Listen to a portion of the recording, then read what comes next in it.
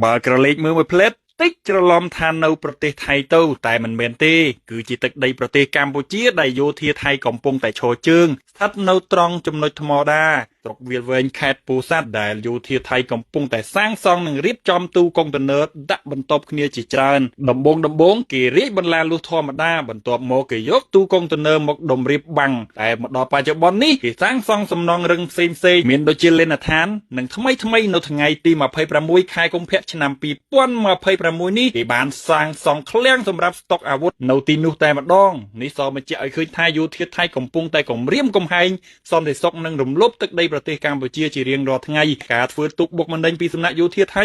មានគ្រប់កន្លែងគ្រប់ទីតាំងតែម្ដងតាំងពីចំណុចខេត្តកោះកុងរហូតទៅដល់ខេត្តព្រះវិហារប្រទេសកម្ពុជាតាមខ្សែបន្ទាត់ព្រំដែនទីណាក៏មានយោធាថៃនឹងការរំលោភបំពានទឹកដីដែរសូមបងប្អូនមេត្តាជ្រាបនិងយល់ដឹងឲ្យបានច្បាស់ថាថៃកំពុងតែឈ្លានពានយើងអត់ឈប់ឈរឡើយ